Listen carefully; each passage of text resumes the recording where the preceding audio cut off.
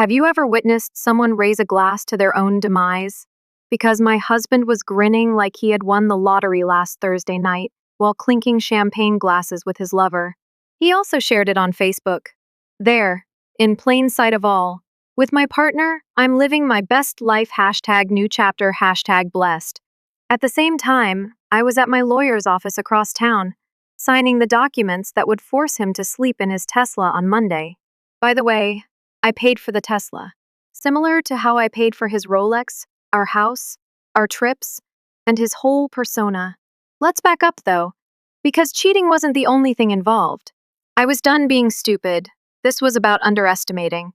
15 years of marrying. 15 years as the lucky wife who reportedly made a lot of money with a successful man. James narrated the story in this manner. The fact that I was the youngest partner at Morton Financial, the company that manages offshore accounts for half of the nation's wealthy, was discreetly omitted by him. The same company that taught me how to identify shell corporations, hidden assets, and creative bookkeeping. James didn't remember me like that. Or perhaps he never made the effort to know her. Really? It's crazy. All those shady hotel receipts and missing charges, all those emergency meetings and late-night client dinners. He believed he was cunning. He was unaware that I had spent 6 months recording each and every transaction. Screenshots. Credit card records. Sarah's Instagram stories, too, included timestamps that precisely matched those business expenses. Her brand new bracelet from Cartier? Yes, I have tracked. That enigmatic Bali weekend? From our combined savings account, it was paid. And I had everything. I refrained from screaming. His garments weren't thrown on the lawn by me. His automobile was not keyed by me. I followed the money since that's what I do best. Linda, my lawyer, is this icy diva with ice blonde hair and an unwavering voice. The first document she slid over the table. All joint accounts are frozen by this one, she stated. The audit begins automatically as soon as you sign. Are you certain of the timing? I simply flipped my phone so she could view the alert. James, sharing a picture of myself and Sarah in Mount Laurent, where he proposed to me 15 years ago. She had on the exact shade of lipstick that I had on that evening. I got him the watch for our 10th anniversary, and he even dared to wear it. I laughed at the caption, #happy. I signed the form without flinching and remarked, the timing is perfect. Buzz. He texted, hey, lovely. Avoid waiting up. Large client dinner. I love you. James. Oh, James. You're a gorgeous fool. That was how I had preserved every correspondence. Arranged the receipts in a line. Recorded the times and locations he believed he was so good at hiding. The finest aspect? He genuinely thought I had no idea. I didn't have no idea. I waited patiently. This one is for the forensic team, Linda added, gesturing to a hefty file. The evidence you have previously gathered will allow them to demonstrate embezzlement from his business. I picked up a folder on my phone. Here are all the transfers he attempted to conceal using his phony consultancy firm. 2 months ago, Sarah miraculously became a co-owner of that one. Linda's eyes narrowed as she flipped through the papers. This is extremely detailed. I sipped my espresso and remarked, I had a lot of lonely evenings, you understand. When he attended those gatherings. Buzz. We have a group chat with our 2 friends. We received a dinner invitation for next week. James answered right away. I apologize, but I'll be out of town. A travel for business. I was already aware of that journey. Cabo. First rate. Only Sarah and James. Using the company card that was now under audit, he made the reservation. Everything was coming together. Last one, Linda continued, urging the last document in my direction. This starts the entire investigation, both business and personal accounts. Everything starts as soon as this is signed. I didn't think twice. Like muscle memory, my signature flowed naturally. One flawless line of ink, channeled from years of treachery. Buzz. Sarah's Instagram story. For my love is the caption. Sporting the bracelet James purchased for a customer's spouse. I placed it to the evidence folder after taking a screenshot of it. All the lies recorded, each and every dime is tracked. As she gathered the documents, Linda stated, the forensic team begins Monday. The company will know everything by then, and his assets will be frozen. I stood up and smoothed out the dress James had gotten me last month, saying, I know, gift of guilt. It would compensate for being distant, he believed. I took one final glance at my phone. Ping Facebook. James was going to go live. I slipped my bag over my shoulder and added, let them do the celebrating. They will have a completely different status to update by Monday. Linda gazed at me for a while. I've handled divorces for 15 years, and I've never seen anyone this prepared, she added. I gave a shrug. I claimed it was strategic, or perhaps simply fed up with being undervalued. With my heels clicking like punctuation as I left her office, I stepped out into the cool night air. There was silence.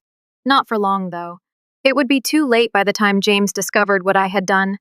James gave me a cheek kiss that morning as if nothing was wrong, as if he wasn't secretly cheating on his business partner, as if he hadn't transferred thousands of dollars from our joint account to her fictitious startup, as if I hadn't just filed a silent legal nuke that would blow out his whole financial structure in 72 hours. My coffee was even poured by him. As he adjusted his cufflinks, he asserted, I have that client brunch today. I'll be out for the majority of the afternoon. I grinned. Obviously. I hope the presentation goes smoothly. It wasn't false.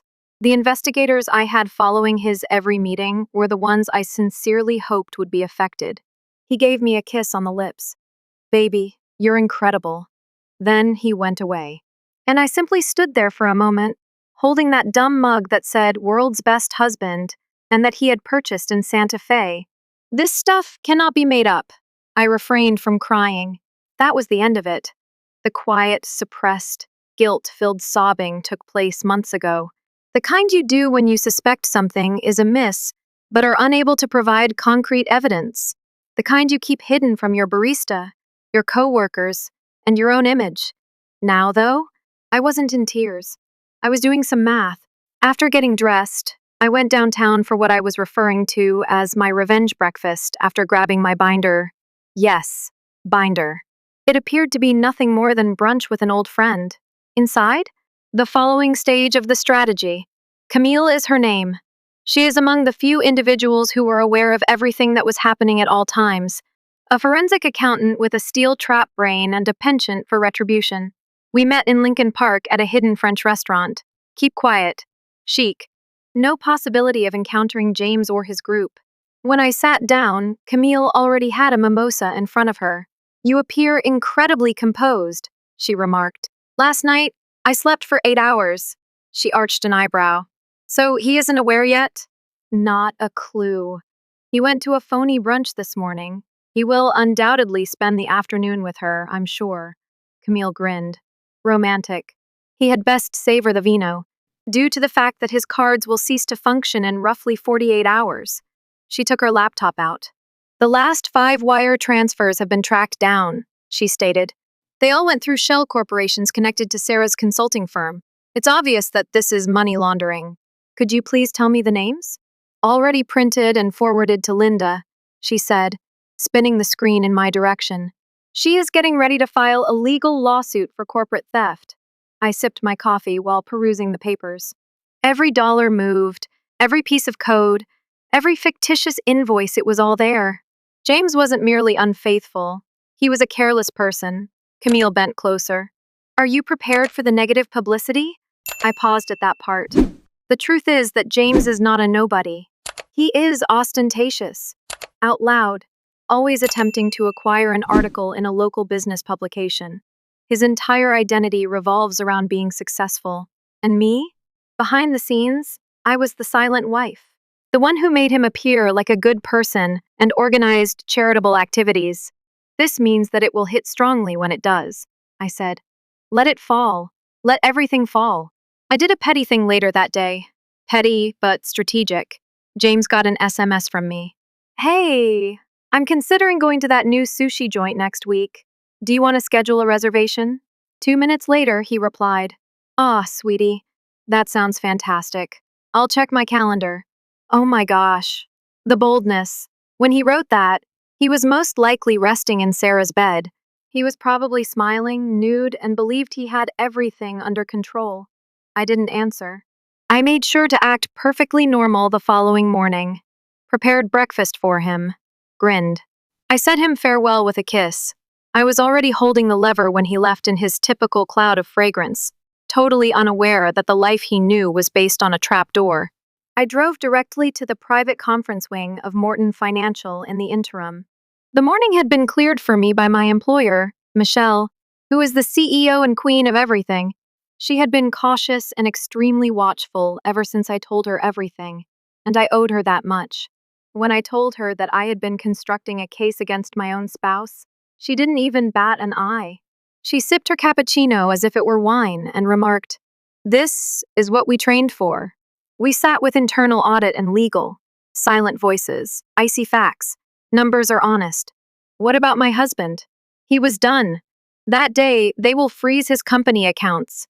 We sent preliminary paperwork to the IRS, filed a report with the Board of Financial Ethics, and sent alerts to all of the key vendors he worked with. His whole empire was being scrutinized by lunchtime. James, too?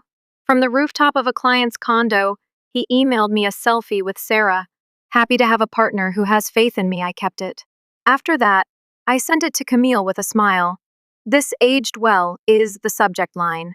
As if nothing had changed, I was in the kitchen preparing pasta by the time James got home that evening.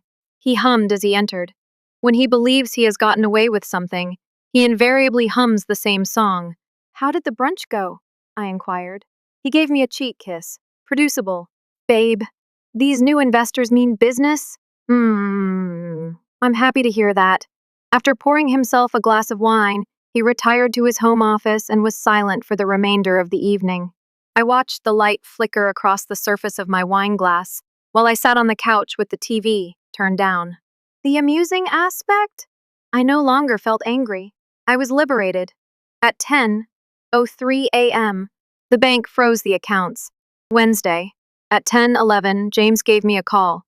He mentioned my name for the first time in years. "Monica, did you give your consent for the company account to be frozen?" No babe, no honey, just Monica, as if he had just realized I was a sentient being. To capture the moment, I briefly held the phone away from my face. I then calmly said, placing it back in my ear, "Why are you asking?" A pause occurred. In the distance, I could hear vehicles. He would likely be pacing in front of whichever glass structure he preferred to act as though he owned. "It's not amusing," he yelled. "In 2 days, payroll bounces back. I have appointments. I advised you to reschedule. You seem like you'll have a lot going on." I ended the call. It was satisfying. James's attorney had already sent Linda 3 urgent emails by midday. The poor guy must have called her directly from the country club golf list, assuming Linda would recoil at such a lineage. During his federal indictment, he was unaware that she had previously divorced a hedge fund manager and yet managed to secure her client the beach house, both dogs, and his sailboat. She called me amused. She stated, "He wants mediation, as well as an asset review delay." He does, of course, and he asserts that this is just a simple miscommunication, because he's moving on with his life, which is why you're taking revenge. I exhaled. Inform him that I have also moved on. Simply put, quicker. That afternoon, my phone began to illuminate. One of our common friends texted, "How are James and you doing? He's behaving strangely." Another, "Did you two split up?" Sarah shared an odd post. I checked out of curiosity. Sarah's most recent post featured a black square with the following text and a sobbing emoji. "Betrayal that involves money hurts more." Oh dear. You believed that living on a private plane was free. James must have assured her that everything was in order, that I would be kind, that all would be resolved. He lost track of his spouse. Later that day, I passed his office building by car. Curiosity only. No plans. I didn't even pause. I simply slowed down and glanced at the name Carrick Strategy Group written on the glass door. That was going to be a forgotten name. The complaint and a comprehensive package of evidence demonstrating numerous ethical transgressions and misappropriation of corporate cash had previously been sent to the board of the corporation. The document was well bound and supported by affidavits from Camille's staff, which linked each consulting expense to either Sarah or one of James's fictitious LLCs. They would launch an internal probe by Friday. They would also vote to suspend him until the next Tuesday, pending the outcome. I only needed to wait. He arrived at the residence that weekend. I was repotting herbs in the garden. He entered through the side gate as if he were still a resident and a member of the community. His voice was a bit too quiet to be genuine, and his button-up shirt was crumpled. "Hi," he said. "Can we have a conversation?" I didn't raise my eyes. "I'm a little busy. Cilantro will not regrow on its own." He lowered his voice and took a step closer. "This is getting out of control." "All right, you got your point. However, this is destroying everything," I remarked. I didn't strike the match. I simply stopped acting as though there wasn't any smoke. He let out a breath. "You've always had a sense of drama." I laughed at that. "James, you deceived your firm, cheated on your wife, and embezzled money through a business that your mistress co-owned. I can't think of anything more dramatic than that." A slight flinch went through him. He said, "I can fix it. I can tidy this up if we cooperate. This is not necessary for you to do." At last, I turned to face him. "Collaborate? Are you referring to what we were meant to be doing for the last 15 years? Quiet. James, go out." Prior to contacting the police, he took a while to move.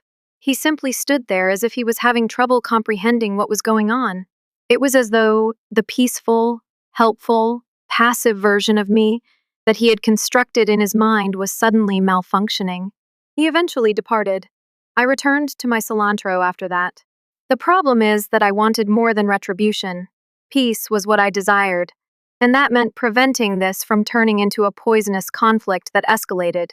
I remained strategic, as a result. Measured. One action at a time, allowing the truth to carry the burden. Because truth is devastating when presented in the right way. The next Monday, Linda contacted me once more while I was at Camille's office going over fresh paperwork. She remarked, "They want to settle." I arched an eyebrow. "Already?" "He is in a panic, offering you half of his alleged liquid net worth, the house, and complete company separation." "What does he say?" I inquired. Linda chuckled. "Oh, my dear, he is concealing at least twice that, as we already know." Slowly, I nodded. "Refuse. We'll dissect him in an open manner." Sarah called me 2 evenings later. The voicemail was clear enough, even if I didn't know the number. "I hope you're content. He claims that you are solely to blame for his embarrassment and bankruptcy. You are abhorrent." I played it back once. After then, it was erased, because she was unaware of the following. This has nothing to do with embarrassment. It had nothing to do with money. It had to do with someone seeing me at last. Me, not only the part I performed, not just the +1 at business dinners or the wife in the background. However, the woman who quietly, cleanly, and legally disassembled him after rebuilding him, funding him, and supporting him, since I was able to, since he merited it. On a Thursday, the board cast their vote. Unanimous. James was placed on leave from his own business while a thorough audit and official investigation were conducted. I received the internal memo from Camille. The first read it twice out of sheer satisfaction rather than incredulity. It was the type of business jargon that seems innocuous until you understand what it actually means. With immediate effect, James Carrick will no longer represent Carrick Strategy Group in any managerial or financial capacity. Interpretation? He was finished. They would deactivate his badge. He erased his calendar. All questions would be directed to legal by his executive assistant. They even prevented him from leaving his office. It was 2 days before I heard from him. Nothing. Not an SMS message. No call. This email isn't passive-aggressive, which, to be honest, was strange. James is a lot of things, but is he quiet? None of them. I therefore knew it wouldn't be about brunch when Camille called me on Saturday morning. She stated, "He's attempting to move money out of the Cayman account. He made some noise, but we froze it an hour ago." "How much cacophony?" He threatened legal action when he called the bank. He still doesn't understand that his name is no longer associated with the account. Correct. Because I had transferred the account into a marital trust, which I legally owned, while James was off jet-setting with Sarah, the change was unnoticed by him. Because he didn't, of course. He never imagined that I would beat him. I never thought that I would be looking at the identical accounts that he used to finance his fantasy life. Camille laughed. He seems to be on a downward spiral. My gaze was fixed on the window. Allow him to spiral. I eventually received the text message I had anticipated later that afternoon. This is not how I intended it to be. We could have started over. I gazed at it for quite a while, not because I was at a loss for words, but because what kind of person calls this messy after destroying their marriage, robbing their own company, and gaslighting their spouse for years? I didn't respond. The probe was reported to the media by Monday. It began with a blog for a tiny business. Then it was picked up by a finance news website. The Reddit topic followed. Watching a man like James fall is a popular pastime. I laughed at the headline. Luxury consultant under investigation for ethical violations, offshore transactions, and financial misconduct. Commenters were going crazy underneath it. That guy was suspicious all the time. Did he not boast that he had 3 Teslas? Check in on Sarah, please. Oof. His spouse must have been aware. Yes, I was aware. I simply waited till it was important. I took a stroll around the neighborhood that same day. No cosmetics. Hair pulled back in a ponytail. Sneakers with a hoodie. No one inquired about my well-being for the first time in months. Nobody gave me a pitying look. Only the kind of quiet Chicago wind that rips you apart in the greatest way. A barista who remembered my order. And a few kind gestures from dog walkers. I picked up a novel when I visited the corner bookstore. I had been eyeing it since last spring, but I never had the time or energy to appreciate it. Something about being alone, beginning anew, and the silent strength of anger that burns subtly rather than loudly. It seemed right. There was a note in the mailbox when I arrived home, written by hand. No address for return. I cautiously opened it, anticipating some narcissistic twist or another frantic appeal. It wasn't from James, though. It came from his helper. Although I'm not sure what you did, I hope you never say you're sorry. He was doing something that we could all see. We simply remained silent. I apologize for it. We ought to have spoken up. I was affected by that one. Because in the midst of planned retaliation and legal wrangling, it's simple to forget that you're not the only one who has experienced that shadow. James was powerful. In his job as well as in our marriage. Everything was infused with his image. I didn't realize how much silent harm he did by simply entering places as if he owned them, and I had spent years attempting to maintain harmony. I folded the letter and put it in the drawer that holds items that remind me of who I am now, rather than who I was in the past. He made a call that evening. I let the voicemail go. Monica. I am aware of my error. I don't want to be forgiven. Without all of this, I simply don't know who I am. I listened to it twice. Because underneath the phony humility and self-pity, there was, at last, he understood that I was the one who kept everything together. Not the business. Not Sarah. Not the cash. Me. He underestimated the woman. The one he assumed would remain silent.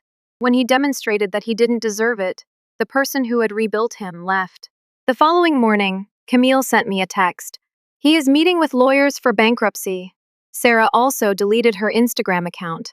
I just responded with one word. Calm. It didn't end spectacularly. Not in handcuffs. Not by yelling. Not on a viral TikTok with public humiliation. It ended softly, like most true things do. A 3-inch thick settlement packet and a weary judge in a sterile courtroom. James, wearing a poor navy suit that was no longer a good fit, was seated across from me. A bit thinner hair, a touch duller in the eyes. When I entered, he didn't give me a look. He hardly gave the papers a glance. The man who used to chatter nonstop was now at a loss for words. The heavy labor was done by his lawyer, who attempted to protect what's left and construct one final tale. But it was already finished. The documentation were airtight, the trust was sealed, and the finances were dismantled. The house was mine, the lawfully mined commercial interests, a portion of the retirement money that I own. But more crucially, I was given my name back, returned my life. Through the side door, James departed. No farewell, no final insult. Don't pretend to cry, and truthfully, for that, I was thankful. He didn't provide closure. I did it. Every lie, Every money moved, and every small piece of the puzzle he never believed I had put together were all documented throughout the nights I stayed up. Even when I felt completely numb, I had a plan from the moment I got up in the morning. I could have screamed, but instead I remained silent, concentrated, and resilient. That is the hallmark of true power, not retaliation, not anarchy, command. A month later, Camille and I sat on the back porch sipping wine and observing the resuscitation of my rosemary plant. Too little water and too much shade have caused it to die for years.